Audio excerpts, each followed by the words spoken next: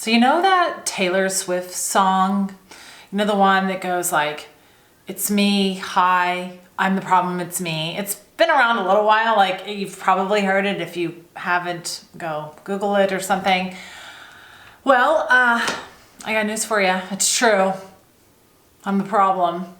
And you're the problem. Yep, it's true. And it might be like, oh my gosh, whoa, like what are we doing? This is so fast, like too much too soon. Sometimes we just gotta dig in. So I'm gonna get into it a bit more. If we haven't met yet, hi, hello, I'm Heather. I am the problem, it's me. I'm also the solution, and so are you. And I teach about things like that and much, much more as it relates to you, your life, your leadership, your love. And I do that through education here on this channel and in my coaching and consulting business. So welcome back. If you are not new around here, I'm so glad that you're here. If you are new around here, you should know I often use a lot of aspects from my life, or when I'm able, when it's appropriate, you know, the lives of clients or things that I observe in pop culture, social media, that sort of thing, to educate and inspire. So I'm gonna use me today. So let's go. Things in my life that are not, I don't have the result that I would like right now. And this is not like a pity party, shame party. Just hang in here with me, okay? Things in my life that are not the way that I would like them. The result is not what I want. My waist size is not what I would like.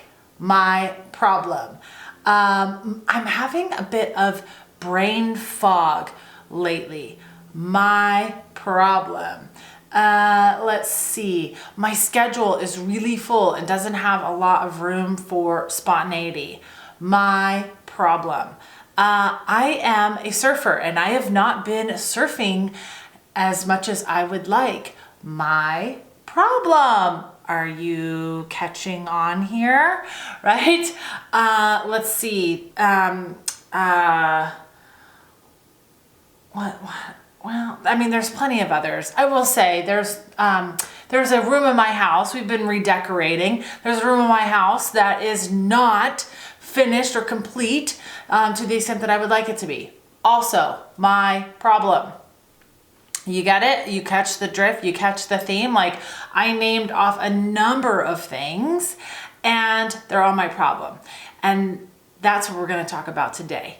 Responsibility. Hi, hello, me, I'm the problem, it's me.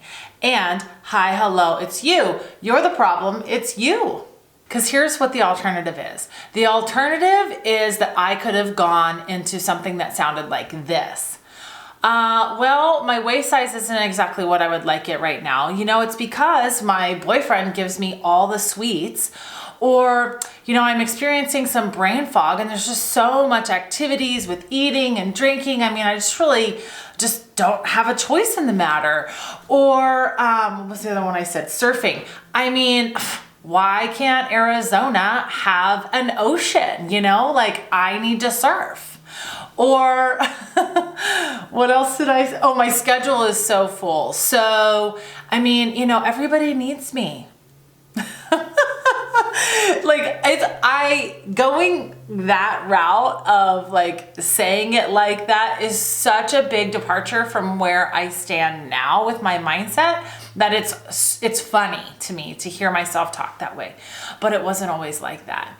In fact, like I was a professional finger pointer and blamer. Also, what happened? Well, let me tell you, I'm going to tell you about it. What happened? Well, one day, this was back in, I think it was 2012.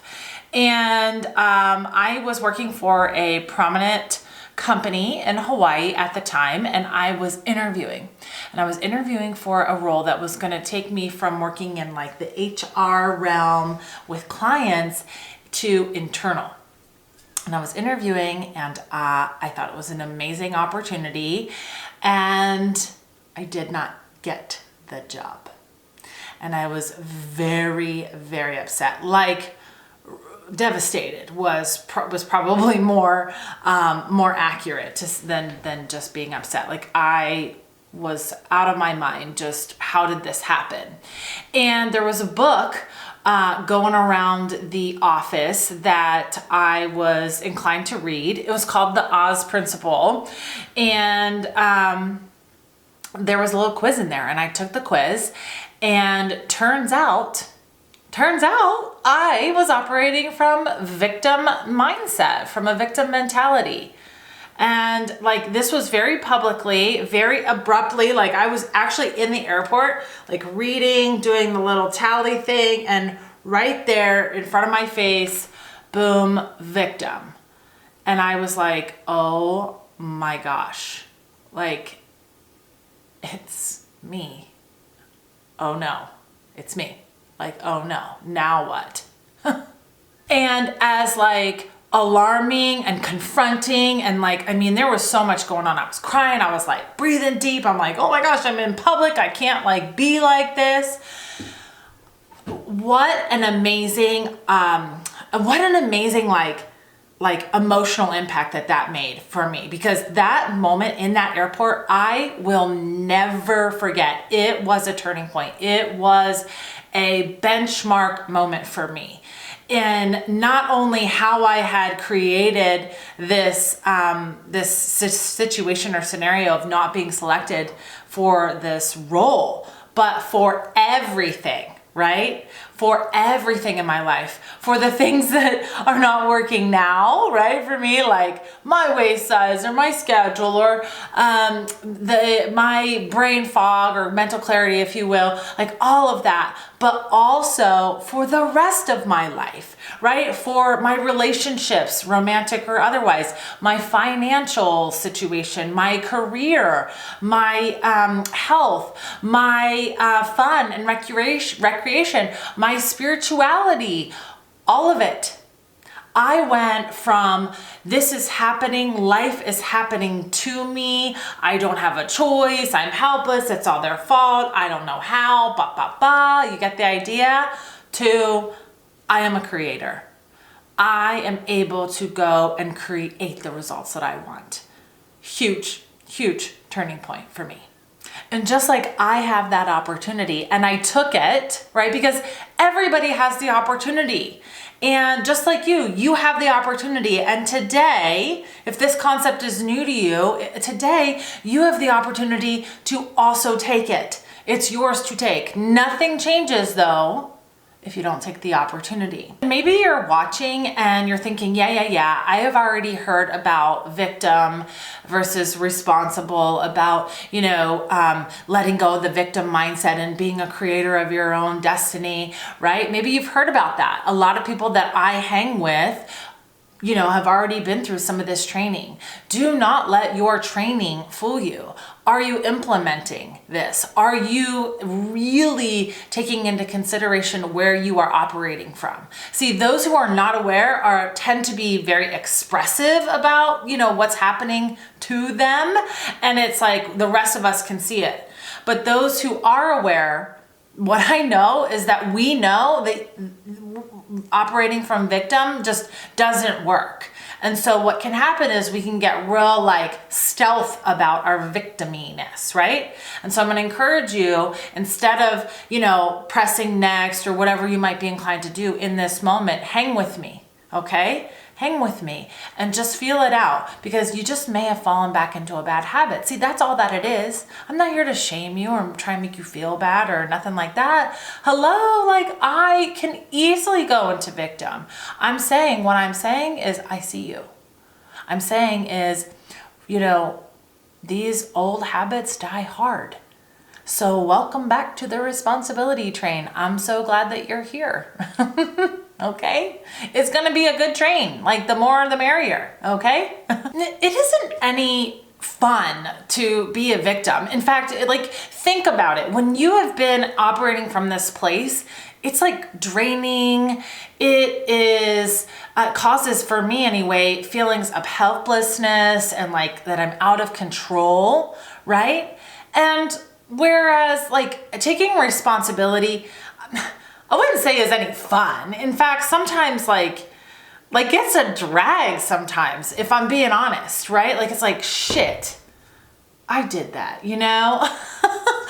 But like, it is just way more empowering. Like it's energizing. It's like, okay, well, what do I want to do now? Next, now that I've accepted this, all right, let's go, right? And so for me, right, the laundry list that I gave you of the things happening now, like what does responsibility look like, right? So how can I say, how did I play a part in this? Well, all right, let's go. So my waist size, listen, and again, please, I've had these experiences before. This is not like a cry for like validation or anything like that. So just refrain from all that crap in the comments. All right. So waist size. I have not been exercising, nor have I been planning my meals. So my fitness and my nutrition are off. That's going to cause an issue on my waist size. Plain and simple. Brain fog. I have chosen to engage in some super fun activities, okay, but consecutive with not a lot of rest in between. That is, you know, between food and alcohol and lack of sleep. Of course, that's causing some, you know, stuff up there in my mind. As far as my schedule goes, look, I say yes sometimes when I want to say no, and that causes a problem. That leaves things, you know, really jammed up and not a lot of room for spontaneity. That's my problem.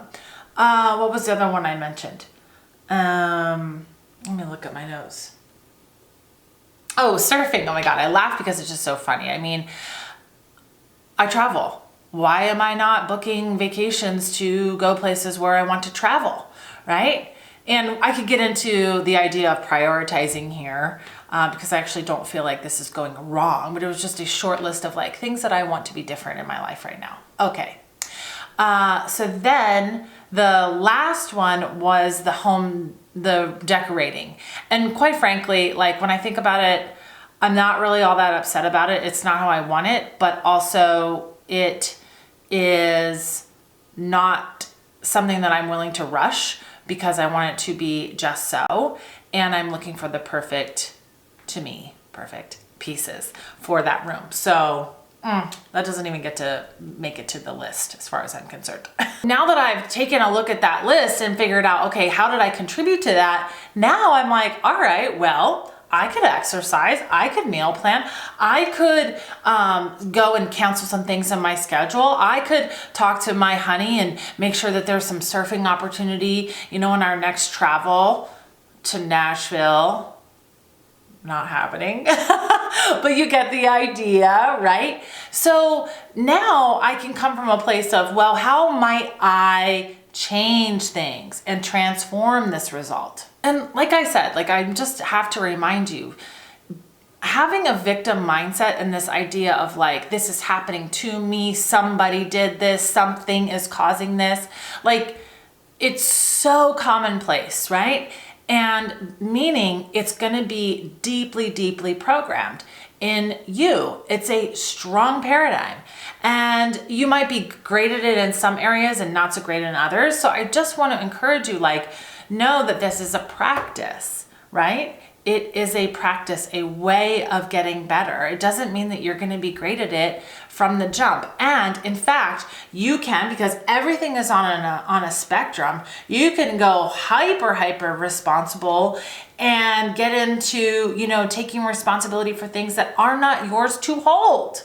Right? I know I certainly engaged in some of that inadvertently because this idea was so empowering up until the point that it, you know, led to shame and guilt. It is not supposed to feel that way. It is supposed to feel like, okay, I created this. If I created it, I can create something else. Empowering, energizing, right? Forward moving, not shame spiral, not defeating, not deflating, not criticizing, right? So we have to develop a sense of objectivity and neutrality when we are taking responsibility for our results as well. Otherwise, we're headed down a whole nother path that, trust me, you want to avoid. So now that I've shared all my dirt with you, it's time for you to share. No, I'm just kidding. I'm not gonna ask you to share your dirt with me. Okay, not in the comments anyway. Of course, if you wanna have a private discussion, that's available. But here's what I want you to do. I wanna give you next, I wanna give you some tools on what you can do to then, to implement this principle into your life, right? Because these videos mean nothing if you don't go and do something with them. All right, so first and foremost, I just want you to like isolate one area. And maybe it's career and business, maybe it's your relationships, maybe it's your health, maybe it's your financials, whatever it is for you. But just go to one area and figure out like what's happening that I don't want, right? The result that I don't want. Get really clear about where you're kind of working, okay? And then ask yourself the question, how did I contribute to this result? And see what comes up. Okay, just let it flow. And if you're a journaler, grab a pen and paper. If you are more of a verbal processor, maybe find a buddy, a friend or partner or somebody to talk to about this. Okay, or even just go for a walk and talk out loud. I mean, really, there's like no right or wrong way to do this. Just do it the way that you're going to do it, because doing the exercise is the point here. Okay, but ask yourself, how did I contribute? How did I create this result? And then ask again, like, okay, how else? And how else? And how else? Right? And I want you to ask yourself that as many times as you need until like you're empty, right? Until you can't find anything else that that you're responsible for, okay? And then with each answer to your question of how, then I want you to ask yourself like, well, why? Why did I do that? What is really stopping me? And I want to give you a hint here. See, this is the thing about people. They are moving away from pain and moving towards pleasure. So for you, are you moving away from some sort of fear or worry or doubt and towards some sort of comfort, safety, that sort of thing? Just notice sometimes, many times, oftentimes, the answer lies in there somewhere. Then I want you to consider, okay, how can I create the result that I want? And begin to map out your approach to go from what you have to what you want. Like I said, I teach this concept and many others that help my clients in their life, in their business, in their leadership, in their relationships. And if you are curious about what working together might look like for you, I encourage you to book a consultation. I will drop the link below. It's completely free. And until next time, be well.